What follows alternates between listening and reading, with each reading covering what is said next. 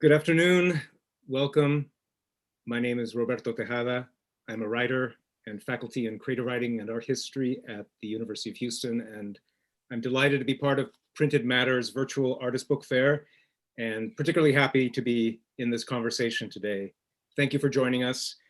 Today's conversation is a celebration of a recent publication, and with us today are Lorena Gomez Mostajo, founder and publisher of Taller California, a printing workshop and publishing house divided between San Diego, living between San Diego and Tijuana, and Rubén Ortiz-Torres, photographer, filmmaker, multimedia artist, and my former colleague in the visual arts department at the University of California, San Diego.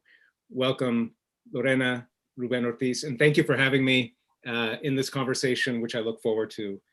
The publication is Mexipunx, and we'll be spending the first 40 minutes talking among ourselves. I'll be asking Rubén and Lorena some questions about the creation of this book and its particular meanings today, and then we'll open it up for questions, but we'll be addressing those questions if they come into the chat or through YouTube Live. So I thought I'd begin, Rubén, by asking you to tell us a little bit about we'll eventually be seeing some of these images, but I thought we'd begin by speaking about the particular material nature of these photographs, which appear in this book today in 2021, but that point back to the early 1980s in Mexico City that were taken in conventional photography, silver gelatin prints, sometimes cyberchromes, turned into photocopies, Xeroxes, rephotographed, then turned into JPEGs that have now become this risograph book that we'll be seeing some parts of today. Because I think that material nature of this book will tell us something about how to look at these images today. And then I'll ask Lorena about your collaboration as well. Yeah, fantastic. Thank you, Roberto. Well, yes, I mean, this project, this project really originated as really bad photographs, in the sense that I was learning how to make photographs. So a lot of this, I was learning because, there was a darkroom in my house, but, and I sort of, even in grammar school, I had I had the chance to take a photo class with Lourdes Grobet, who I really see as my photo teacher. This Mexican photographer, Lourdes Grobet, mostly known because of her photographs of Mexican wrestling, but she has several interesting portfolios. Anyway, and so I wanted to do photography because I wanted to incorporate those photographs into graphic work, right? Or paintings, because I was studying art at the Academia de San Carlos. Well, actually it was called ENAP, the National School of Visual Plastic Arts, right? And so, but I realized at some point that the photographs were sort of interesting by themselves, that my lack of knowledge I thought was interesting in a way, because I was making images that were solarized and posterized and dirty, and I would scratch the necks and I would experiment with them.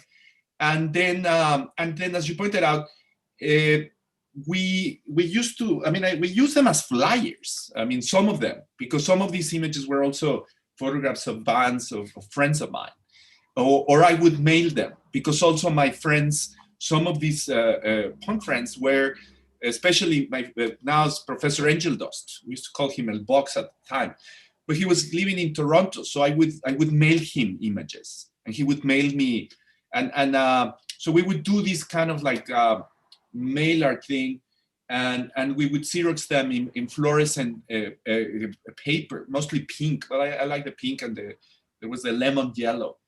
And my teacher, Mario Rangel, I had these teachers that were doing mimeography. And so I would do, I would attempt to do mimeograph. I had a little box, they used to call them pinochos, because there were this wooden box to make this low budget screening, right? I thought that we were like little Warhols, because we were making these little screens, these prints. So that was it, and then fast forward 50 years. Maybe just say a little bit about neographics, because the use of Mimeo and other elements like rubber stamps and Mimeo were some of the aspects that you wanted to use these photographs for. And in a sense, it seemed to me that because of the posters, as you're rightly saying, this is all part of a kind of ethos of the music scene, the very particular punk, post-punk, new wave music scene in Mexico City.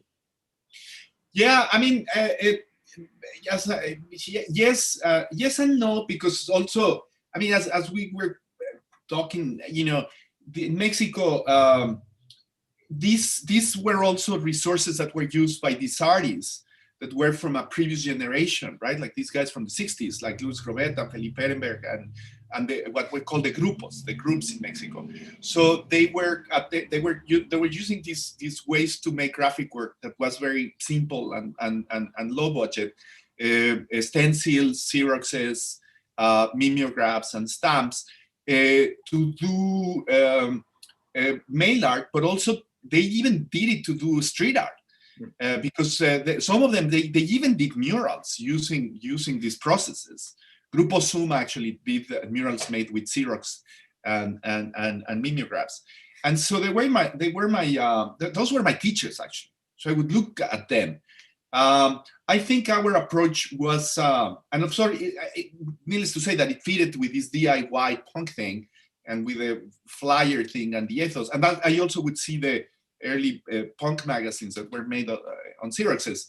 And our version was, I think, more acid and more expressionist than what the grupos were doing, who had a little bit more a tech space and more conceptual bent. But there was that relationship, yes. Mm. Yeah. So maybe we could just jump, Lorena, to the early 2020s with the founding, although it began a little bit earlier, of Taller California.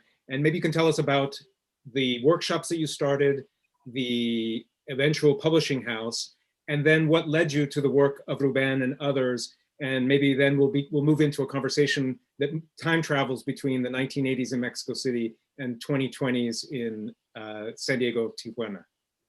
Thank you. Great. Thanks, Roberto, again for being with us. And thank you, Printed Matter, for giving us the space. It's so exciting to see so many presses and artists being together and trying to recreate the experience of the fair.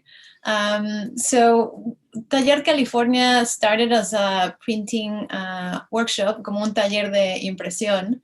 And the idea was to collaborate with artists in the region. And I got a risograph, and then what was very interesting is that in the collaboration, what I noticed is that there was this need of creating more support for artists who wanted to assemble more complex publications, right? And complex, I mean just books, but you know, it requires a lot of. What I like about books is that they're very collaborative, right? Even though they can be. Even when they're an artist book, that you always need another pair of eyes to look at it and then keep working on it. So what derived from those collaborations was the idea of creating a press. So the press, what was interesting from the experiences of the workshop is that artists donated also materiales, supplies for the taller, so I could print the work of other artists. So for example, I printed just recently some posters for Brigada 20, I think it's Brigada 2021, and they're a group of artists, a collective in Mexico City, who were responding to COVID-19, and I was able to use some of the things that, in exchange for my labor, some of the things that artists donated. So we use those materials to print these. So in that sense, the workshop kind of works by, you know, everybody helps, and that benefits everybody. So, and the press has, in that sense, is Taller California. I'm the one responsible to, you know, producing the books, but still there's a lot of collaboration with artists. So, and also now it's a little bit more expanded. Not only I'm working with artists, but people and academics and people who are in between the art world, the literature world. So and I think that's also very fascinating about the possibilities of printing, of making books, that in this way, in this very independent way, that you don't have to respond to the logics of any market, and you can definitely, the act of making public something, it really becomes also a kind of contest. It can be contestatario. You can go against things, and you can define what, a collection without thinking who's going to buy this. It needs to be in this category. So in that sense, I think that Taller California is very collaborative, and because of economical precarity, I mean, that's obviously never great, but at the same time, it allows us to think about materials in a different way, and also allow us to connect to other, for example, for Ruben's book, a screen printing workshop help us with the cover. So that was great. So it opens up these networks of, as we were talking before, a sociability, of friendship, of care, that I think they're very important for the press.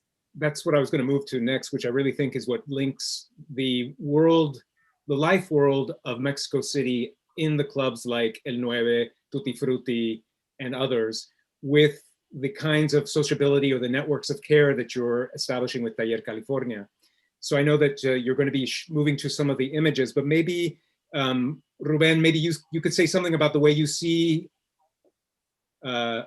correspondences and differences between the sort of the DIY aesthetic and ways of being in Mexico City in the 1980s around these clubs and around the art world, the music scene, and so forth, as a way of moving against the official culture and its economics. Yeah, I mean, it was it's interesting to talk to me, because in a way now we tend to romanticize these things, and it was not romantic at all. It was pure desperation. It's like there was nothing, Roberto. I mean, we were coming out from the tragedy of '68, this kind of traumatic experience. So and the government, I mean, we didn't have a dictatorship like the ones in South America, but we had all these refugees that were coming from South America, from the dictatorships. And yet there was a lot of censorship. There weren't, like, for example, there were no rock concerts. There were no anything that youth would like have to group together. Like it was impossible. I mean, there was not an alternative. So you had to make them. I mean, it's like kind of like those series that are on Netflix right now of rock in Latin America, right? So we had to make all these spaces, and the spaces were very rudimentary. I mean, there was no blueprint of how to do this. So I guess in the 90s, I was thinking of Federico Navarrete points out in Cuauhtémoc Medina and you in a conversation in the mid 2000s about the earthquake as well. We recalled it. In 1985, the earthquake sort of, for the lack of infrastructure from the state, there were these other networks of sociability or of communing that erupted because of the desperation that you're speaking of, right? Yes. So, yeah. So we had to make these spaces.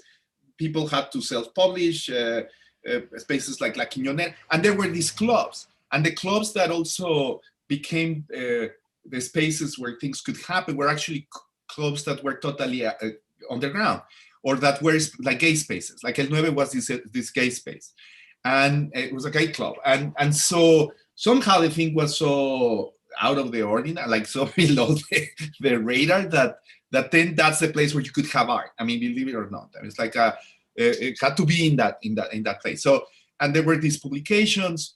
So it was unique. I mean, it led obviously to an explosion afterwards in the 90s, where Mexico was able to became this international center of culture. But even though with all the whole thing was so precarious, it sort of allowed to build an impulse that where a lot of things actually emerged. And So we've talked about some of the clubs. Maybe before we look at the images and the book itself, you might say something about the artist book collaborations from Cocina Ediciones Marginales, Editorial Lacre, and then other alternate spaces that show up in these images, like La Quiñonera, that was run by Nestor and Hector Quiñones. Yes. Yeah, I mean, just briefly, there were these again these artists that were producing using these methods like the mimeograph and Xeroxes and these processes made editorials. One was La Cocina, the kitchen, because it was made in a kitchen, right? And so Gabriel Macotela and yeah, the Pecanins, you know, so they would produce, and they were producing stuff of my teachers. So they would give them to me. Also, I took, you know, Felipe Ehrenberg made like a lot of workshops of self-producing, self-printing, you know, with this thing, with a mimeograph. Lacre was this guy, Armando Zines, who was eventually working in the Carrillo. So they would produce these things.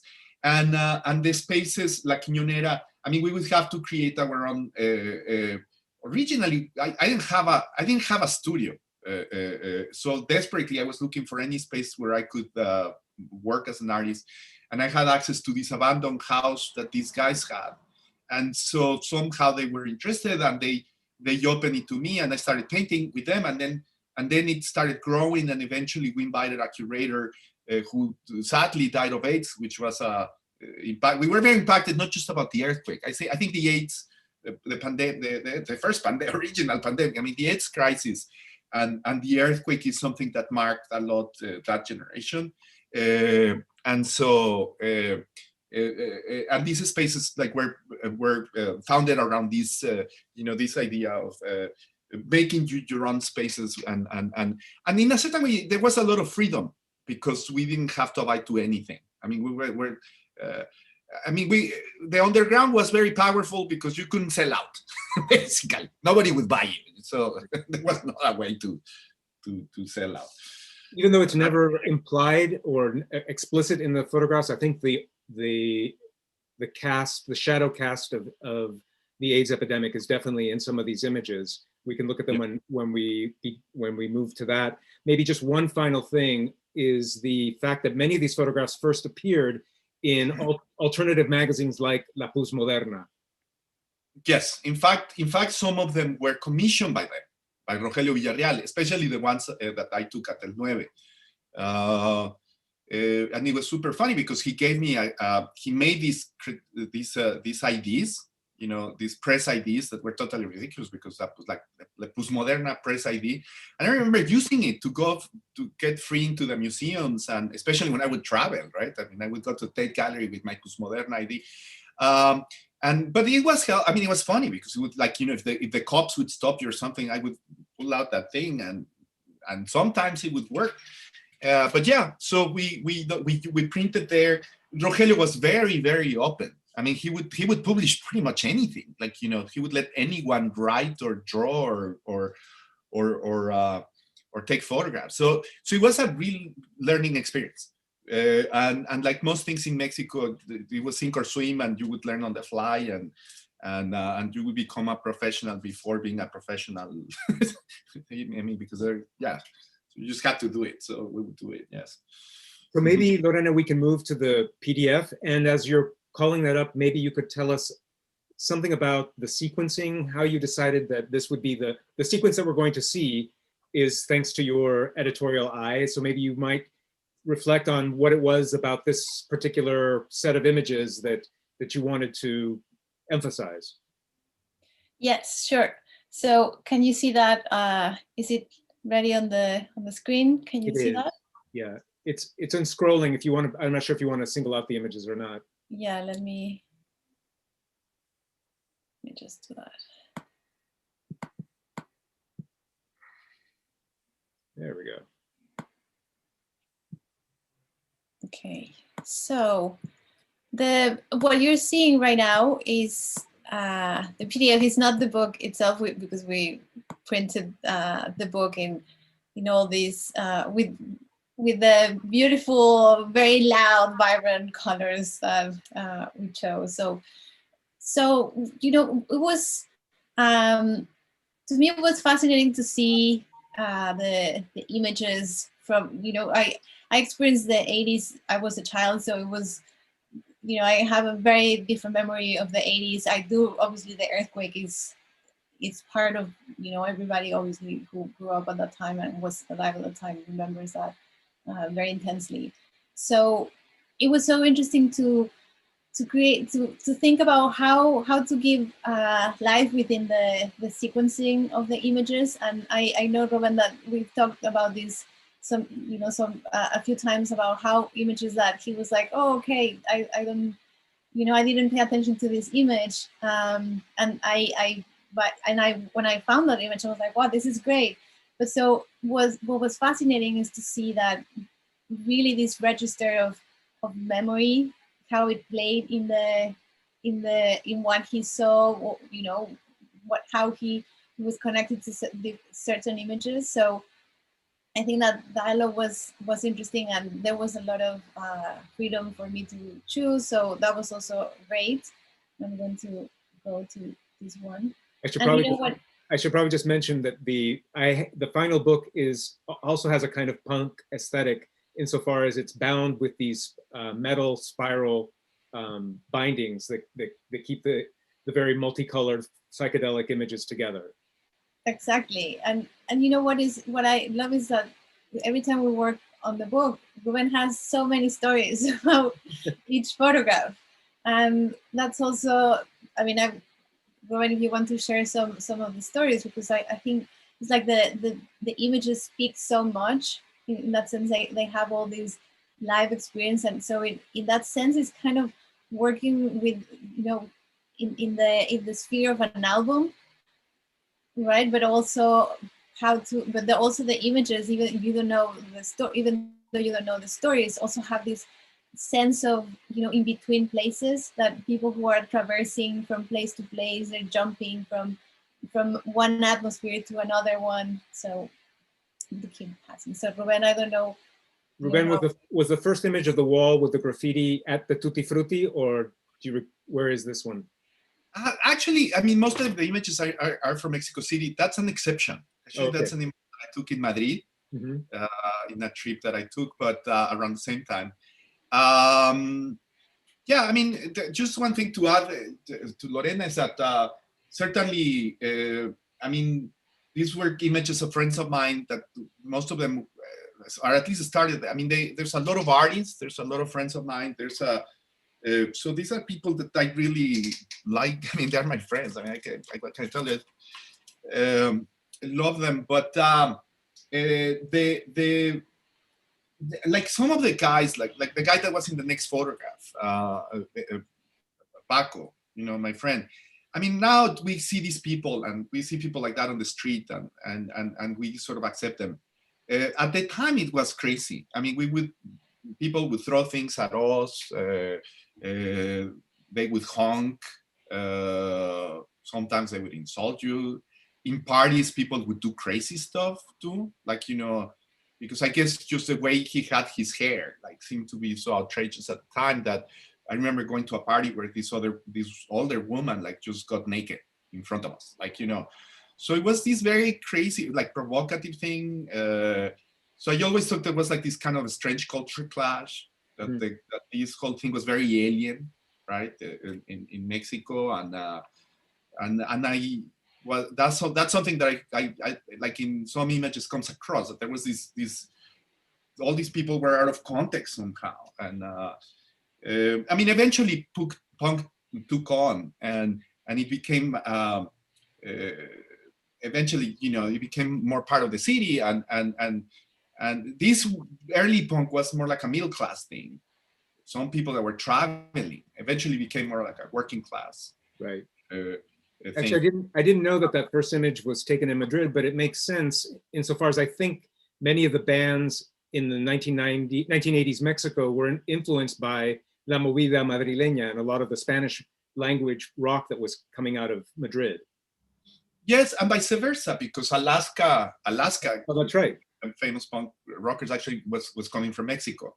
That's right. There were these exchanges, and my first approach to the whole thing, Roberto, it was very naive, perhaps. I wanted to be a punk because I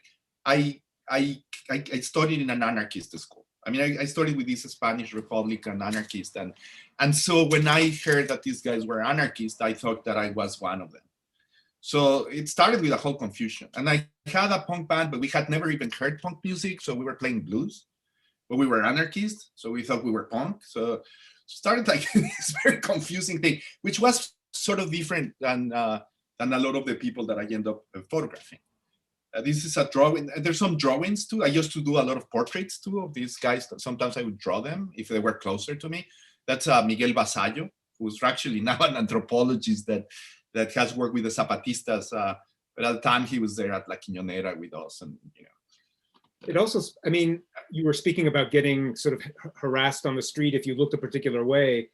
I had to go on to some mapping today to realize that El Tutti Frutti was in Linda Vista, which was really in the north of Mexico, and not necessarily, I mean, so it was an interesting way in which, let's say, the middle class artistic crowd or the music scene was interacting with other realms of the city. Yes. Well, some of the photographs in the book come from this transvestite club that it was in Neza, in Ciudad Neza. It was called Spartacus. Oh yes, definitely. So we would dare to go to these places and thinking that it was part of the experience, right? Like these were transgressive places that somehow we had to go and explore so yeah, I mean, and the dialogue, the encounters were crazy. I mean, I remember when I went to Ciudad Neza for the first time, because it was most of the streets were not even paved. Yeah. So they would ask us, you know, where are you guys coming from? And I would say Coyoacán, and then they would ask me if we had streets. I remember like this guy saying, well, do you guys have streets? And it's like, what are you talking about? And then I realized that what he was saying is like, if the streets were paved, we're in Coyoacán, right? So we became aware of these crazy of the class differences and the disenfranchised in Mexico City. Yes. Mm-hmm. Yes. Yeah, as well as not just class, but also issues of gender, especially with LGBT, yeah. because the scene was super gay. Right. Yeah. Are we looking now? Is that El Tutti Frutti? This is El Tutti Frutti, actually. Yes, mm-hmm. That's that club. With Danny Brenna, right? That he was coming from Belgium, and Brisa, his partner. These were the owners, and they were only, from what I understand, 18 or 20 when they started this club. Yeah. We would have to drive for hours to get there. Like it was so far away, but we would do it because it was like the one place where they would play this music and bands would like. I mean, I think there was also a sense, and it's often used, that the word was tribu, the sense that you belong to a particular kind of tribe that was, in a sense, kind of declassed because, or, you know, a space where the intersections and the intersectionality of race, class, gender was a place of freedom in certain aspects, and that they existed in these satellite spaces that were not part of the sort of official cultural life of Mexico City. Yeah, I mean, it's interesting because I was actually, as I said, I was coming from these liberal schools, but I was more like the exception, I guess. Or I mean, I guess me and I had a few friends that we were coming from this context, but it was not the context was very, like the people that I became really close friend of this guy. It was, at the time, was Juan Carlos Lafontaine, eventually became Mateo Lafontaine. And he was, his family was, I think, was like his Catholic family. He used to live in Villacuapa, and yet he was so informed. I don't know how he got so much information about electronic music and this kind of crazy avant-garde that he pretty much invented, because he didn't even speak English at the time. So he just invented everything that he was seeing in these bands, and that's pretty fascinating to me. He just recently died, and in a certain way, I would like to dedicate this presentation to him because he was like definitely a character. This is Professor Angel Dust. Well, now Professor Angel Dust. That time was playing in a band called Jesus and the Mutants. Well, I know that there's a lot of interest in this moment, and I know some writers have written even about it. There's a book by Guillermo Sorno on El Nueve, Todas las noches quiero morir, or necesito morir, I think it's called. Do you know this book, Lorena? Yeah. Did any of this sort of inform the way that you wanted to put this book together, like some of your archaeology of this moment in time? So I think it is present in how the book looks, definitely not so much in the sequencing, but in the materials, you know, the kind of the fluorescent paper, the rings, even the screen printing of the cover. That's also, you know, a reference to that. Yeah, it kind of moves funky in this. So this mix of the machine and the hand is also present in the book.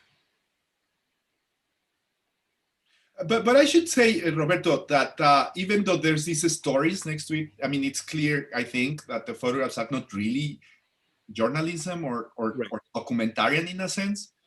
So we take some freedom too, like, you know, we, you know, the in terms of the text or the music. I mean, I don't know. But for example, in La Postmoderna, when some of these images were published, they would be next to reviews of shows, reviews of art shows, of music shows. There would be kind of satirical writings in La Postmoderna. I mean, it was a real irreverent publication. And so some of these images, I think, have that, or sort of reverberate with that kind of irreverence and kind of punk exuberance. Definitely. Yeah, no, they would be published next to an erotic poem that was, right, you know, something like that, and then whatever, and some photographs or some drawing, a cartoon, you know. Yeah, no, it had that. Yeah, I also thought that somehow these images were like creating a mythology. I mean, it was like the album covers of bands that didn't exist. I mean, and I think that element of the musical is also, that is something that it is present in the sequencing, that there's something that is just kind of like a beat, you know, like the bodies are like going to the frame, everything, also because how Rubén was photographing. So there's like these, you know, they're moving towards here, they're moving there, they're in the ground. So the angle, the composition is already dictating this rhythm, this kind of dancing. And also there, you know, because some of these characters are themselves dancing in parties in between. There's a lot of dancing actually in the, you know, not a lot, but there's like 4 or 5 images about, you know, people dancing. There's a lot of body in the sequence. Well, that makes me think of the poem that you published with this work by Mariano Villalobos. Did either of you want to say something about the poem? Yes, the magnificent poem that you magnificently translated. Rubén, you want to introduce Mariano? Yeah, Mariano Villalobos is a guy that I met at the time because he was in the art school where I studied, and he was working with this painter that was like the drawing teacher of all of us, Aceves Navarro, and I remember like he used to play actually with Gabriel Macotela from Editorial La Cocina in bands, and he would play blues, and I didn't associate necessarily with these other guys, with all these punksters, but Mariano kept playing, and he started playing in this band. He eventually ended up playing in this band called Los Pellejos with these other friends of mine. It's a more recent band, but I really think it's like the one true, really good art punk band. I mean, it's probably what we wanted to do at the time, but we couldn't, you know, because these are artists that play well. They produce a record. The record is beautiful, and the lyrics are Mariano's, and the lyrics are very crazy. I particularly like some songs where they talk about the current situation, the narcos, the violence, but they do it in a very poetic and crazy way. And at some point he published this. They published this a poem book that the title is something like a solid shadow of blood, La Moronga. La Moronga is this Mexican, I guess, blood pudding, right? Blood pudding, yeah. Yeah. So that title is like, what the hell is going on? Immediately grabbed my attention. I read the book, and I thought that Mariano, when we were thinking about what could be a text here, I thought that his text, like for me, was really interesting because in a way had the spirit of the images, but also what we were talking is like it doesn't really have a time. I mean, it's recent, but it's part of that. I mean, it's like has this punkness that Mariano was from the generation of the savage detectives. I don't really know if he knew them, but they were around because they went to the same parties, I am sure. So I think so. Mariano has that that kind of a spirit, no, kind of a avant-garde Mexican estridentista thing, you know. Definitely estridentista, and Bolaño and the others were definitely interested in that aesthetic, which is a kind of Dada. You'll see when you see the poem that it has the very evocative title of Carnicópatas intramusculares, which I've translated as intramuscular fleshophrenics. And much of it is about the kind of the dancing, the chaos, you can get the sort of sense of sweatiness in these bars and these spaces, and also the drinks that were served, which I've been reading now about in that documentary that's going to appear about El Tutti Frutti. They actually created cocktails for their clientele. One is called I think La Cucaracha, which was tequila with Kahlua. And so these were very particular kind of drinks for that moment. Yeah, and the dance, which I think it's also an allegory of sex, because the whole thing was super sexualized. And in El Nueve, the drinks were free before 11.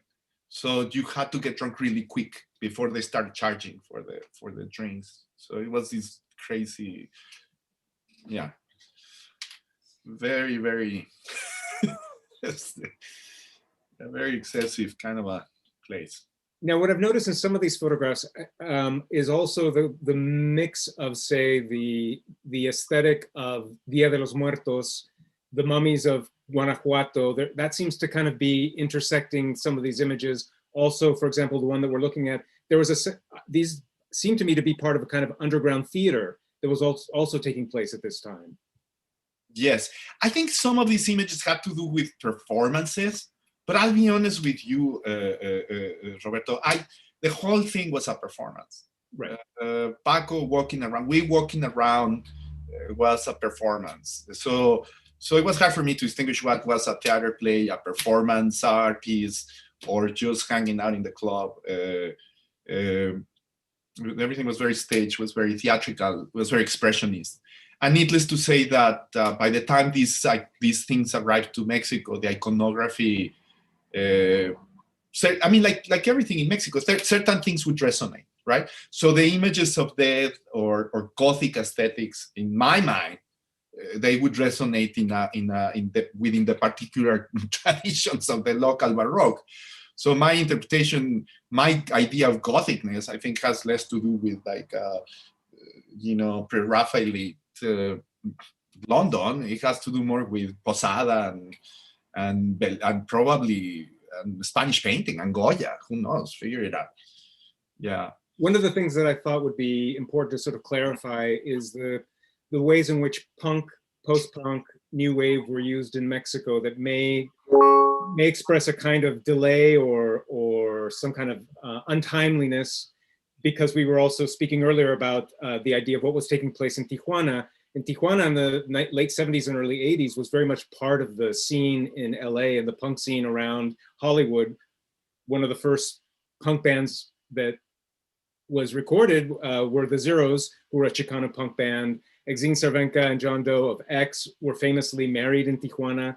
And so in a sense, Tijuana was not part of the kind of the centralist version of self-image of Mexico, but now here it comes, but then now Tijuana arrives again in a way of looking at these images from that point of view. Wouldn't you say, Lorena? Totally. So, and I A friend of mine is a friend of Hector Zamora. Itza, if you're listening, Itza tried to actually connect with Hector right now. So from the Zeros, but Excellent. he's in a botanical garden in San Francisco. So hi, Hector. But so I think that that's really interesting to also be in Tijuana, coming from Mexico City, because Tijuana has the cultural life of Tijuana is diametralmente opuesta to Mexico City. You know, like, so I think that's important to always. Me, that I grew up in the center of the country, you know, to remember that here people were like thinking and making music and looking and creating networks that were also like they were not in delay, right? Right. So, but they were not recognized, but they were delay only insofar as the Mexico City did not recognize them at that time. Well, there was certain awareness, Roberto, I should say, from the part of some of the people that we've talked about. They were in contact with the Border Arts Workshop. Right. And Guillermo Gómez Peña was coming from Mexico City. And La Línea Quebrada, I think it's also an interesting example in relation to these artist publications. So it's something that we were starting to pay attention. Mm-hmm. And I should also mention that there's this crazy movie that probably one of the first movies that El Chivo and Cuarón did, and a lot of these people participated there. That was called Camino Largo a Tijuana, The Long Road to Tijuana. And of course, that Tijuana was this mythological place that probably didn't have anything to do with real Tijuana. But it existed certainly in the imagination as this place north. It was like the Wild West. And I think certain bands, we were aware of them. We were definitely aware of the Plugs, because Tito La Riva was also... right, from Mexico City. He was coming from Mexico City. And so the Plugs and their version of La Bamba, and the fact they appear on that. We all saw the movie, the Alex Cox movie. Repo Man. Repo Man, yeah. So we were aware of that. And then Los Lobos was a real... I didn't even know what to do with the thing, because they were playing the songs that my father would play. So they were like folkloristas and punk rockers at the same time, and which for me was like the whole point of rock was to protest against my father's, and these guys worked like beyond that. So by the time Los Lobos arrived, really forced at least myself to rethink everything. So Lorena, I'm not sure if there's any questions on YouTube Live, but we can definitely open it up to the public and the audience if anyone has any questions. If not, we'll just sort of continue looking at some of these images. So there are no questions still in the YouTube chat, but if people have questions here. Or the people that are on YouTube might also participate or ask questions. I mean, yes. People that are on Zoom. There's a couple of friends on Zoom too. Perfect. Yeah, Jesse is... Jesse's wrote in the chat, Sarah Minter. Sarah Minter. Well, Sarah Minter made this important movie, Sábado de Mierda. Oh, of course. Shitty Saturday, should I call it? Roberto maybe has a better translation. I've never seen this. It's a very crazy movie. She did it with her husband, Gregorio Rocha. The sound, I mean, it's the one I used to tell Gregorio that in that movie it was the first movie where the dialogue was incidental sound, because there's no way to understand what these guys are talking about. And that movie, Jesse's mentioning, they're talking about Alma Punk. Maybe Jesse should participate here because he probably knows more about Alma Punk than us. Definitely. Yeah, Jesse, what can you tell us about Alma Punk? Yes, please. Well, it's a fiction, but the protagonist gets sick of the punk scene in La Ciudad de Mexico and says, I'm just going to go hitchhike to Tijuana. So again, making that connection to the Tijuana scene. Are there, even though it's a fiction, are there scenes of bands playing in Tijuana? No, I believe it ends when she gets to Tijuana and she finds some punks and then they share a kawama on the in the gutter, you know. That's great. There is a question from Arlene Mejorado. Yeah, the question Arlene is asking. Do you want to read it? Yeah, or yeah, I don't know. It's asking. It says, you said that the way you navigated the space and engaged with documenting was related to performance. Can you speak more about that? You mentioned everyone was performing. Was photography a performance as well?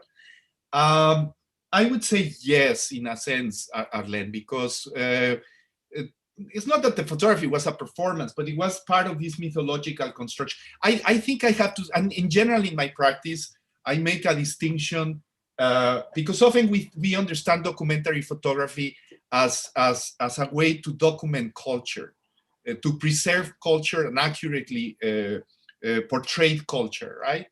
And whether if it's visual anthropology or documentary photography in general.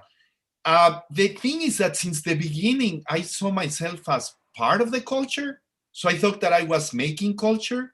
So therefore, I thought that it wasn't about accurately representing what I was seeing, but it was about accurately representing what I wanted to represent, because I thought we were supposed to make the culture more so. And in fact, when I got I got this grant in '84, the Bienal de Fotografía in Mexico to produce, the argument, as I understood, as I was told, is that there were other better photographers than myself that were taking photographs of the punk scene.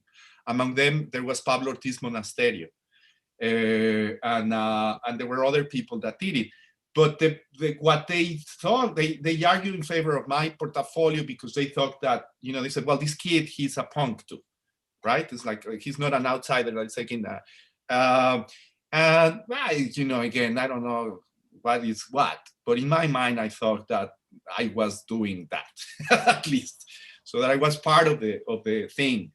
And in a way, the way you treated these photographs, I think, was performative, because they weren't single images. You would tear them up, or you would cut them up. You would create collages. You would re-photograph them. There was a kind of performative aspect to the actual production of some of these images. Yes, I mean, yes, and again, it was. I thought that they were mythological constructions, and that's not that I knew a lot of what I was doing, but I think that I was clear that I was creating these images in the way I thought we would.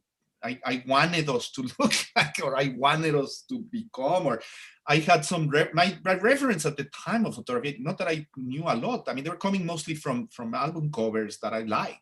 I mean, I liked Robert Frank because he had done Exile on Main Street.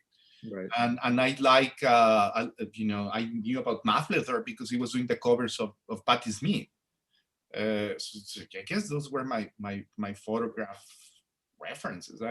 And before the selfie, it was not unusual, especially in these scenes, when you did take a photograph, the joke would be, oh, this is for our next album cover. There was a sense that there was always a kind of a future success, right? Or as Harry Gamboa Jr. says, to be part of the elite of the obscure, right? Knowing that this was kind of underground and obscure, you were still sort of glamorizing and feeling glamorous because you were part of this. No, I think that also, now that you mentioned Harry Gamboa, when he makes his no movies, right? And there are no movies, but he makes them as if they were. And I think this is my no album covers, my no movies too. It was inventing a scene where it existed or not. And another reference that I should mention now that I hear Arlene's question and Jesse's comment is Jimmy Mendiola's movie. Jesse, what's the name of the movie? Where it's also about a punkster in San Antonio that wants to go to Mexico City, right? She doesn't want to go to Mexico because her father wants to, Pretty Bacon, right? The father wants to bring her down. And at the end, she comes to Mexico and she finds out that there's a scene and she does her fan scene and actually she ends up liking. So there's those connections somehow, I believe, were somewhere around. Mm-hmm. And yet there are portraits here. We just passed one of Guillermo Santamarina and others that kind of do document the role, here we go, of certain actors during this moment. Is there something that, this one seems like a performed pseudo album cover by these curators, artists, cultural actors. Do you remember this particular image? I don't even know what the hell they were trying to do, but what I do remember is that I mean, a lot of these images we've been passing them, but without mentioning who's there. In one of these images was a woman, Alejandra Peña, who eventually became the director of the Museo del Palacio de Bellas Artes, right? Right. And now breaks up museum in Puerto Rico, or at some point was directed. So these become players. Guillermo Santamarina was considered the first punk in Mexico, or at least that's how I ended up meeting him. I had to stay late night in my friend's and a friend of mine's party just to see the first punk. And it was Guillermo Santamarina, who's right now a curator. This is the figure, the central figure. What's up? I'm just saying to the audience, this is the figure in the center is Guillermo. Yeah, it's Guillermo. And in the right, there's a photographer. On the left, Mario Lafontaine. On the right is Germán Herrera, who's a photographer there. So they are acting like dandies. And you know, I guess when I took these photographs, some of them I would take them for La Postmoderna, and it was like the sección de sociales, right? It's like who went to the party. But you know, here I guess Lorena, if she picked up the photograph, is that because she saw something on the photograph? Because I don't think she was trying to make the sección de sociales section for her book. But yeah. Lorena, you knew who these figures were. Yes, but I think what Ruben's saying about the performance, and I think Len, this point that you brought up in the question is very important, which is, you know, the performance of, you know, photographing was in a way repositioning themselves in this, you know, kind of future, that like the future of what culture they were imagining or being part, or rather making them part of a scene. Like kind of the camera was also functioning as this, like the mark of we're making images, we're artists. So the portraits, you know, the photographs are also saying I am here in this sense, like I'm performing. And so both Rubén, while he was photographing, and people who are posing are tuned in this act of the performance. That's great. And I was going to say that I said Hector Zamora, but of course no, it's Hector Peñalosa is from the Zero. Sorry, my slip. Sorry, sorry, Hector. I don't know if there's a. Let me see what other images we have left. I know what's coming to the end of this sequence. Well, now maybe you might want to say something, because Rubén, you're actually, your Zoom screen is also one of the images of the atomic bomb, and it's an image that we just passed as well. Now you flipped some of these, Lorena, to fit the format, right? Some of the verticals, which also gives it an interesting rereading, I think. Exactly, and because we actually discussed these. You know, the idea is that you can also take out the and then they function as these little posters. So because when we were figuring out the layout, it's like, okay, we just print them vertically in this horizontal in the landscape.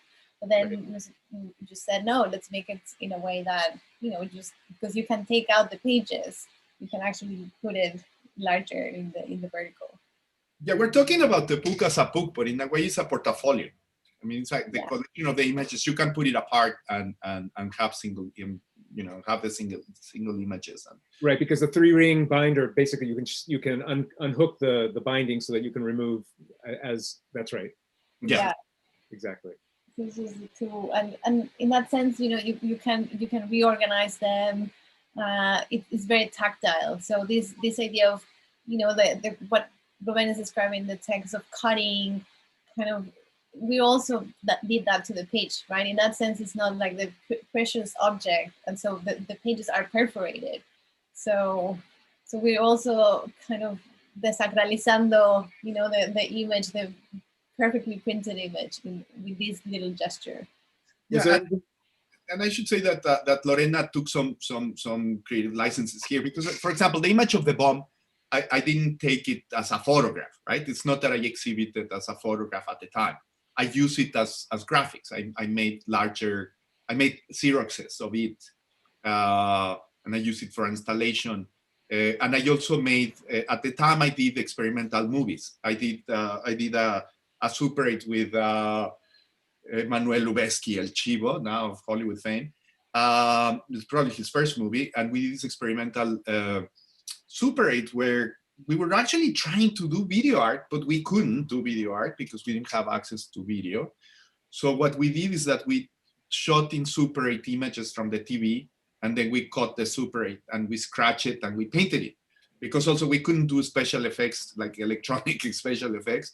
So we had to hand paint the Super 8 and scratch it and do things. And it was a crazy movie. I really like it, actually. I really like that movie. And so those images that you guys see from the TV, like Ronald Reagan and a lot of images of the war in Central America were part of that movie. Because those were the things that you were looking at in the news at the time, right? I mean, there was a lot of the war in El Salvador and in Nicaragua. So yeah, like those, you can see there's some images from the what was appearing. So we actually those. I mean, I guess I took those photographs as stills that of the Super 8 that we were.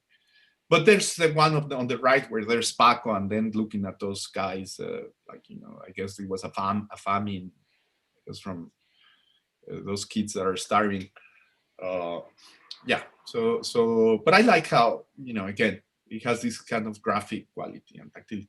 But anyway, so you were saying, Robert, I was just going to mention, because in your essay that is the prologue to this book, that there were qualities of the switch or the translation from JPEG or TIFF to Riso that you thought were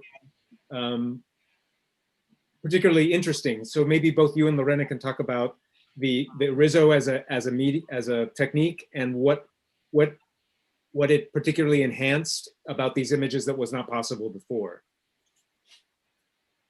Yeah, well, the Riso for me was interesting because I used to Xerox these things. Right. But the Xerox comes very contrasty. It doesn't allow for medium tone. And the Riso has a little more tonality. Even though here in this case, to achieve the tonality, Lorena used a dot screen. So it has a little bit now this kind of pop quality, like a printing quality. I don't know, Lorena, if you can add to it or what you would like to say. Yeah, so the risograph has created a movement, has grouped a myriad of small presses, and one of the reasons is because it's cheap to print. It has this quality that is between the photocopy and screen printing, and it can print really fast. The inks are cheap.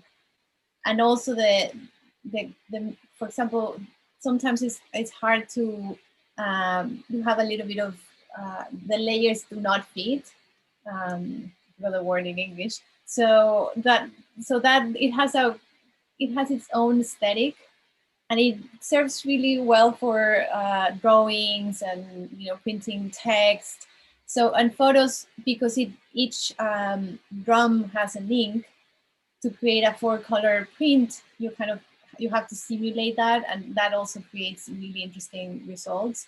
But it's not, you know, it's not the risograph is not the machine that you use to reproduce in perfect quality, you know, these images.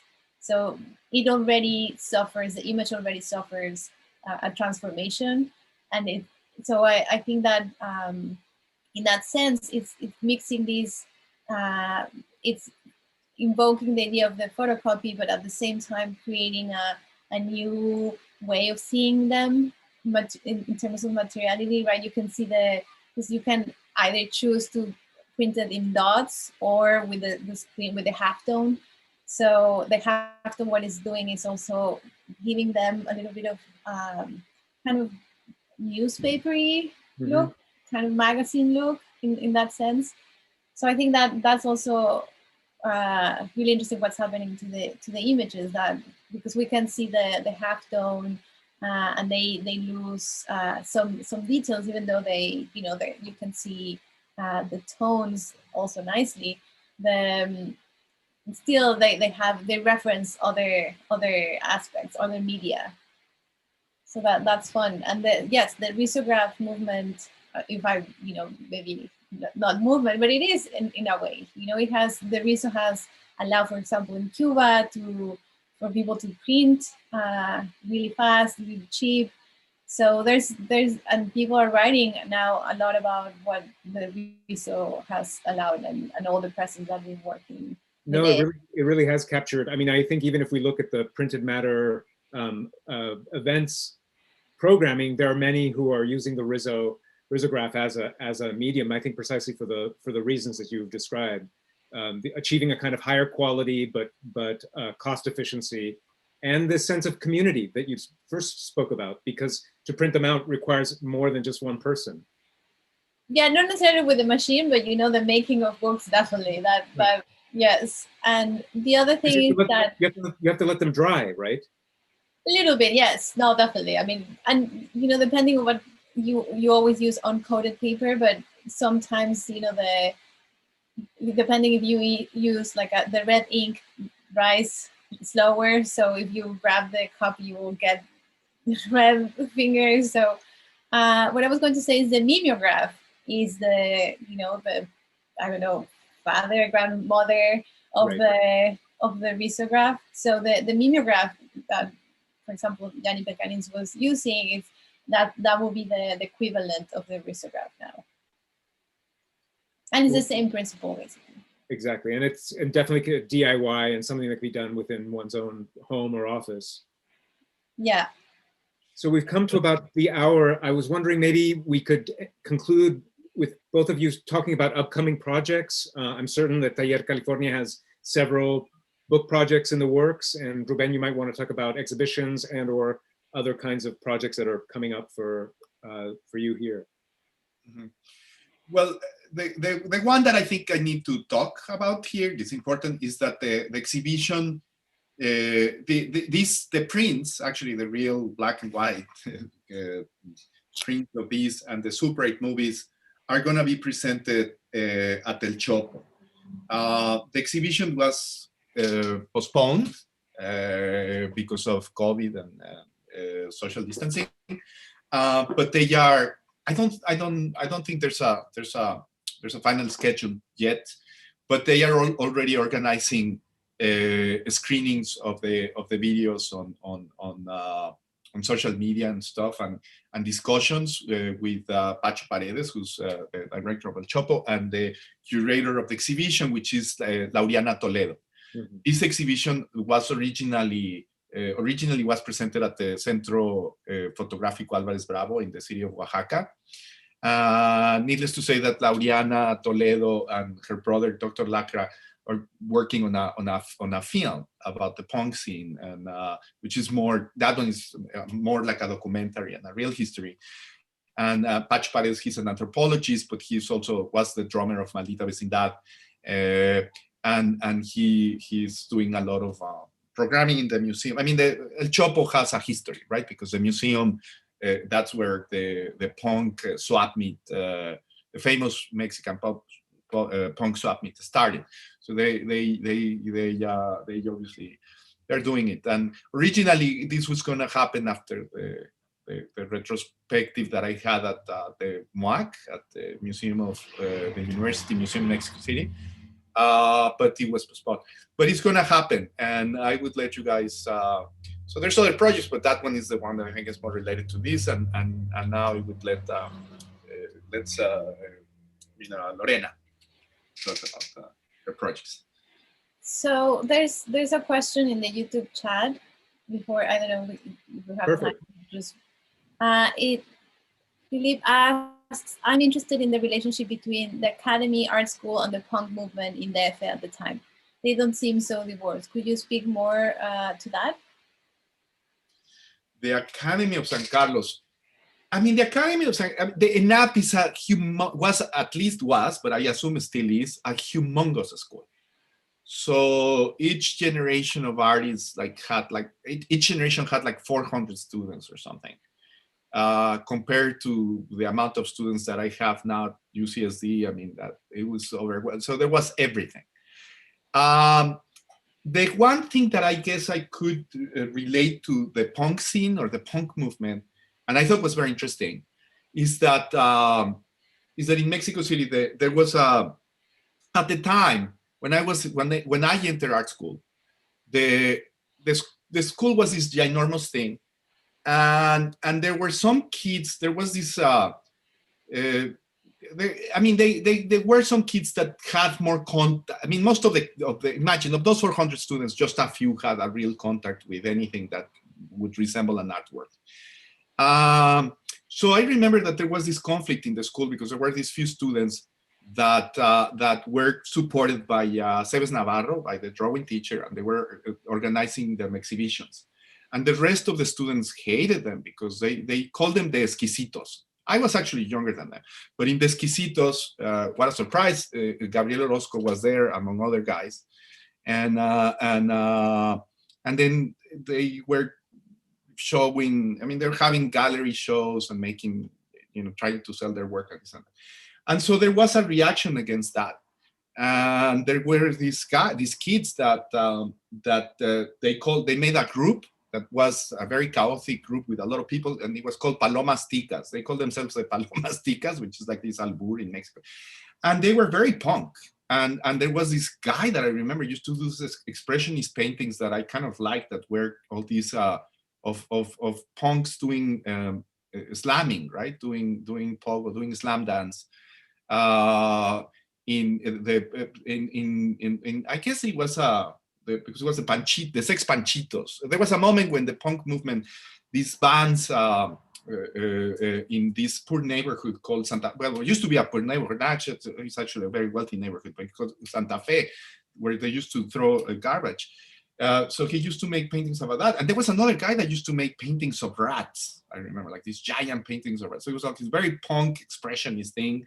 In reaction against the exquisitos. That's what I recall. That was the one moment of punkness that I remember in the school.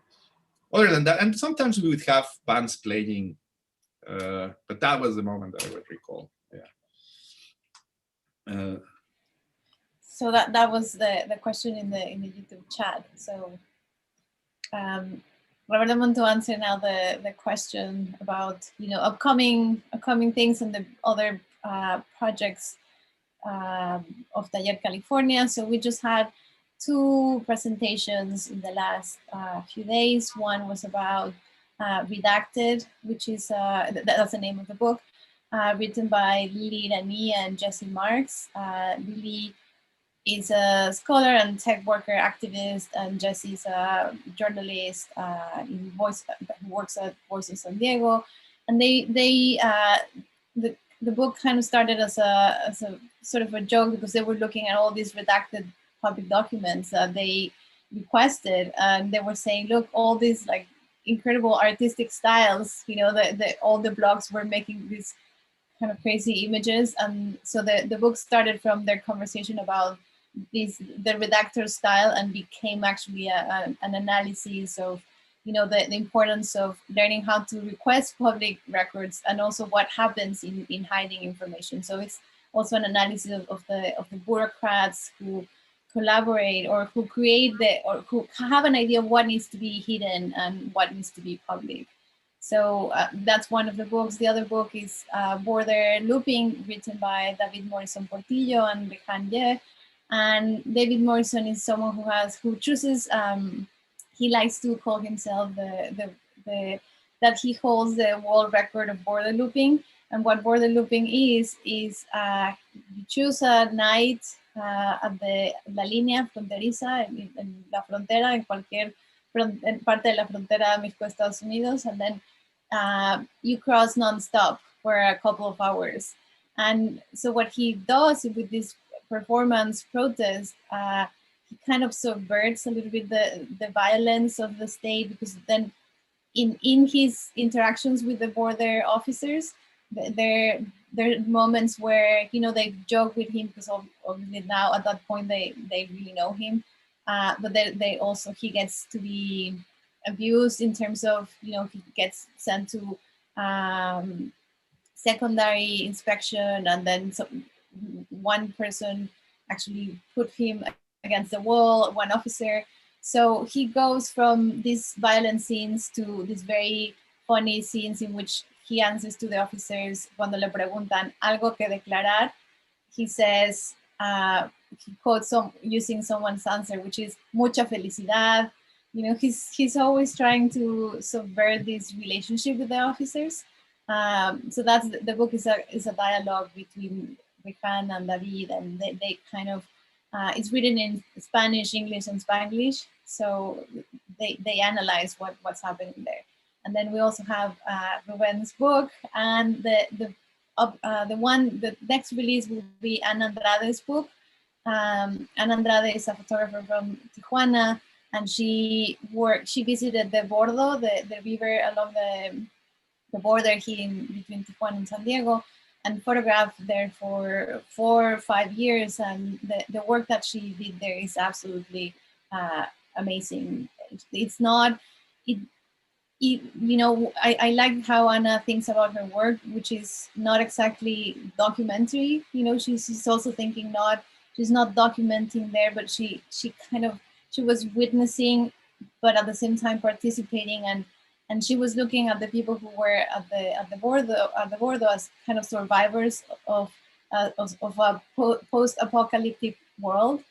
So she was saying they are the ones who are going to teach us how to survive. They're the ones who know how to be in these circumstances. So her gaze is not, you know, she's not looking at the other in that way. So I think that the book is fascinating. So that's the book that's coming.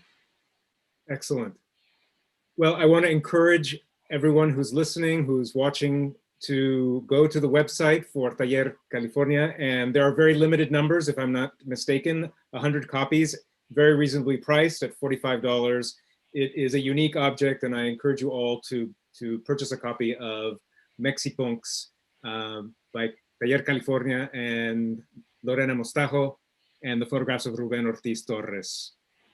Thank you, Roberto. And one thing to mention is that all the proceeds go to support other books.